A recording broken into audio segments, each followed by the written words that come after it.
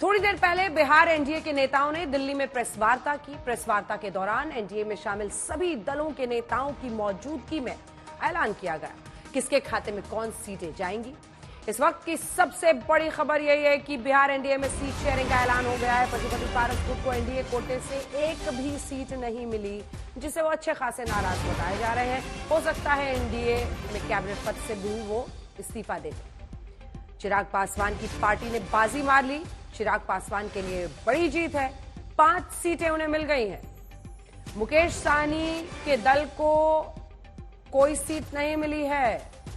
बड़ी बात यह है कि पिछली बार से एक कम सीट पर जेडीयू चुनाव लड़ेगी। पिछली बार 17 सीटों पर चुनाव लड़ी थी, इस बार 16 सीटों पर लड़ेगी नीतीश कुमार की पार्टी चुनाव।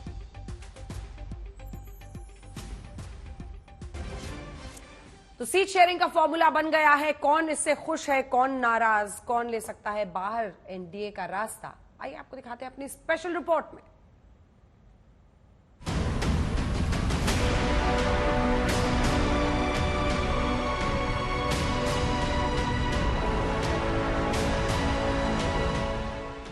बिहार की जिस धरती से इंडिया गठबंधन ने एनडीए गठबंधन को धूल चटाने की हुंकार भरी थी, उसी बिहार में इंडिया गठबंधन से पहले एनडीए ने अपनी सीट शेयरिंग के फॉर्मूले का ऐलान कर दिया। सरल शब्दों में बताएं तो टीम एनडीए में शामिल पार्टियों को सीट अलॉट कर दी गई है। भारतीय जनता पार्टी 17 सीटें एनडीए के साथ लड़ेगी। जनता दल यूनाइटेड 16 सीटों पर एनडीए के साथ लड़ेगी। लोक जनशक्ति पार्टी 5 सीटों पर, हिंदुस्तानी अवाम मोर्चा 1 सीट पर और राष्ट्रीय लोक मोर्चा 1 सीट पर, ऐसे सीटों का बंटवारा हमने आपस में कर लिया है। लोक जनशक्ति पार्टी रामविलास को 5 सीट मिली है। मैं धन्यवाद करता हूं और ये पूरी आप लोगों को विश्वास दिलाता हूं कि जो आपने टारगेट रखा है 40 को 40 सीट जीतने का, उसमें निश्चित रूप से इस बार हम लोग बिहार में पूरा करेंगे। स्पष्ट है कि 2024 में फिर से नरेंद्र मोदी जी की सरकार और 40 की 40 सीट जीतकर देश में जो 400 पार का हमारा संकल्प है उसको आगे बढ़ाना है। बिहार एनडीए में सीटों का बंटवारा हो गया। लिस्ट में पशुपति पारस गुट का नाम गायब है, यानी पशुपति पारस गुट को एनडीए में कोई सीट नहीं मिली है। चुनाव से पहले चाचा के खिलाफ भतीजे का दांव चल गया। हमारे गठबंधन के अहम सहयोगी जनता दल यूनाइटेड और हमारे मुख्यमंत्री नीतीश कुमार जी, इस गठबंधन में मौजूद हमारे तमाम साथी उपेंद्र कुशवाहा जी, आदरणीय मांझी जी, तमाम साथियों का मैं आभार प्रकट करता हूं कि उन्होंने जिस तरीके से इस गठबंधन को मजबूती देने के लिए इतनी सहजता से सीटों का बंटवारा किया। यकीनन जब कोई बड़ा गठबंधन बनता है तो हर दल को छोटे मोटे कॉम्प्रोमाइजेस करने पड़ते हैं, थोड़ी बहुत कुर्बानियां हर किसी को देनी पड़ती है। और अब इस नए गठबंधन के स्वरूप के साथ हम लोग का विश्वास और ज्यादा पुख्ता होता है कि जो लक्ष्य प्रधानमंत्री जी ने दिया है उसको तो हम पूरा करेंगे ही। चिराग की पार्टी को 5 सीटें मिल गई, जबकि चाचा पशुपति पारस को एक भी सीट नहीं मिली। सूत्रों से मिली जानकारी के मुताबिक बहुत जल्द पशुपति पारस बड़ा ऐलान कर सकते हैं। यह ऐलान एनडीए से अलग होकर महागठबंधन में शामिल होने से जुड़ा हो सकता है या फिर सभी लोकसभा सीटों पर चुनाव लड़ने के निर्णय से जुड़ा हो सकता है। आज तक ब्यूरो। तो आपने बिहार एनडीए में शामिल नेताओं को सुना। प्रेस वार्ता के दौरान पशुपति पारस का गुट मौजूद नहीं था।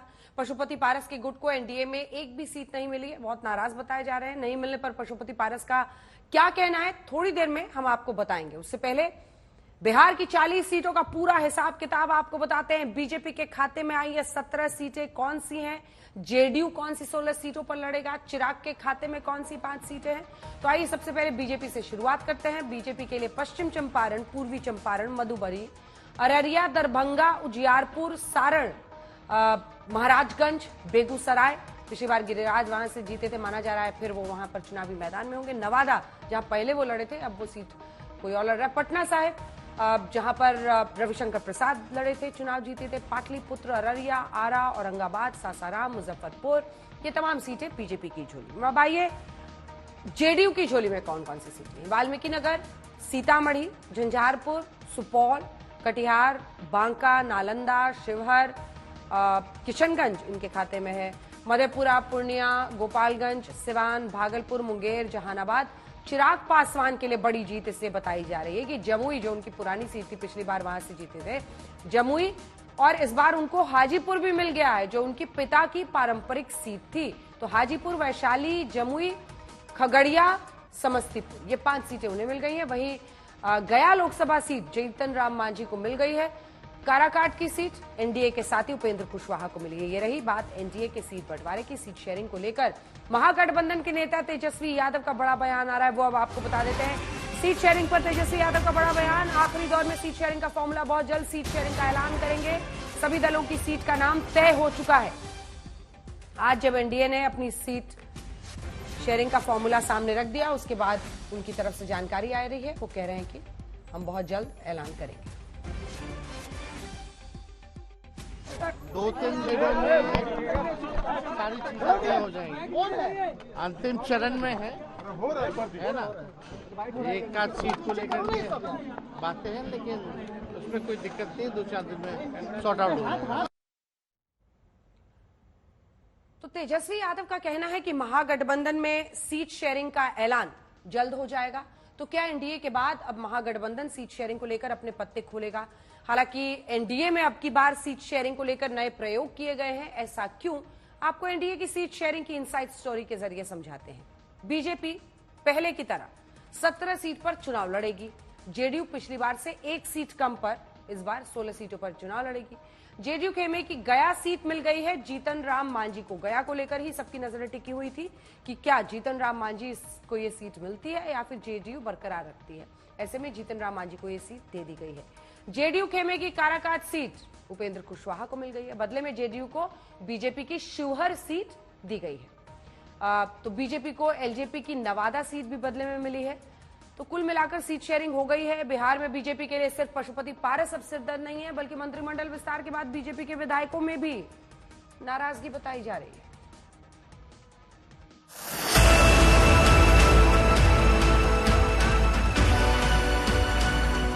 बिहार में सीट शेयरिंग से एनडीए में फंसा पेंच।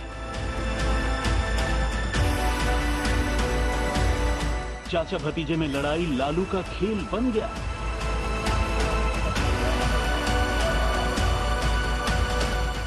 मंत्रिमंडल विस्तार से बीजेपी में बगावत का संकेत।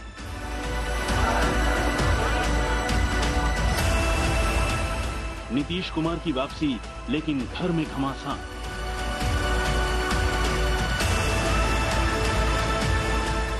लालू तेजस्वी का दांव, एनडीए में मचेगा हड़कंप। ये 3 तस्वीरें बताने के लिए काफी हैं कि एनडीए के अंदर सब कुछ ठीक नहीं। नीतीश कुमार की एनडीए में वापसी हो गई, लेकिन सीट शेयरिंग पर टकराव खत्म नहीं हुआ। पशुपति पारस का खेमा साइडलाइन किए जाने से नाराज है, यानी एनडीए में फूट पक्की है। बड़ी बात यह है कि आरजेडी की तरफ से पशुपति पारस को साथ आने का ऑफर भेजा जा चुका है। तो वहीं मंत्रिमंडल विस्तार के बाद बीजेपी खेमे में अंदर खाने बवाल मचा हुआ। मंत्रिमंडल में जगह नहीं मिलने पर बीजेपी के कई विधायकों में नाराजगी। चुनाव से ठीक पहले अपनी ही पार्टी के विधायकों की नाराजगी बीजेपी को लोकसभा चुनाव में महंगी पड़ सकती है। सबसे पहले बात बिहार बीजेपी में मचे बवाल की। ये हैं बीजेपी के विधायक मिश्री लाल यादव। सुनिए, बिहार मंत्रिमंडल विस्तार को लेकर मिश्री लाल यादव ने क्या बड़ा बयान दिया। ये मतलब मंत्रिमंडल का जो विस्तार हुआ है, उसमें एक बात तो चर्चाएं हो रही है। एक बात की तो चर्चा है, जो मंत्रिमंडल के विस्तार में एमएलसी की संख्या भी कम नहीं है। विधायकों की संख्या 15 मंत्री बनाए गए हैं, उसमें से 9 विधायक हैं और 6 एमएलसी हैं। जबकि सरकार के गठन में विधायकों की संख्या ही काम कारगर होता है। तो ये चर्चा आम लोगों में है। मिश्री लाल यादव ने सब कुछ कह दिया, लेकिन दिखाने की कोशिश यही रही कि मंत्रिमंडल विस्तार को लेकर आम लोगों में यही चर्चा है। दरअसल हुआ यूं कि कैबिनेट विस्तार के बाद बीजेपी विधायकों के एक खेमे में नाराजगी है। बीजेपी विधायक राजू सिंह के आवास पर पार्टी के कई विधायक डिनर पार्टी में पहुंचे थे। सूत्रों के मुताबिक नाराज विधायकों ने अलग से मीटिंग भी की और आगे की रणनीति बनाई। विधायक राजू सिंह के घर पर मिश्री लाल यादव, ज्ञानेंद्र सिंह ज्ञानू समेत कई विधायक पहुंचे थे।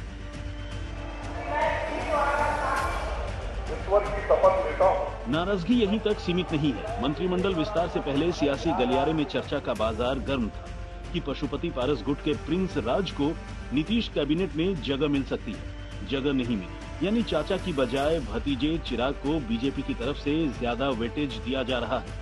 ये तब है जब पशुपति पारस की तरफ से बगावत का बिगुल फूंकने का संकेत पहले ही दिया जा चुका है। हमको उचित सम्मान नहीं दिया गया तो हमारी पार्टी और हम लोग स्वतंत्र हैं। हमारा दरवाजा खुला हुआ, कहीं भी जाने के लिए हम फ्री। दरअसल एलजेपी के हिस्से में आई सीट को लेकर चाचा और भतीजे आमने सामने हैं। सीट शेयरिंग का ऐलान होने से पहले चिराग एलजेपी की सभी सीटों पर अपना दावा ठोक चुके हैं। मुझे नहीं पता कि वो गठबंधन का हिस्सा है नहीं है, ना ही वो मेरी चिंता में है।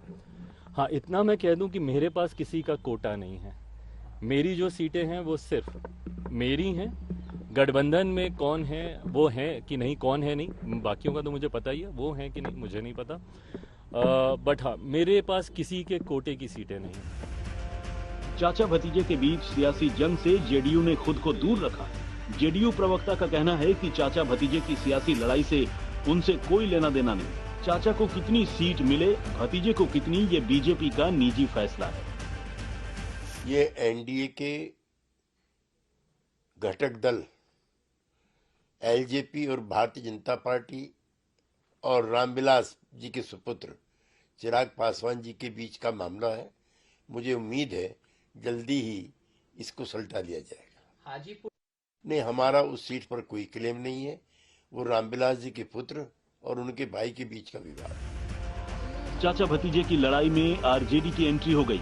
आरजेडी ने पशुपति पारस को साथ आने का खुला ऑफर दिया, तो दूसरी तरफ बीजेपी के चाल चरित्र और चेहरे को निशाना बनाते हुए हमला बोला।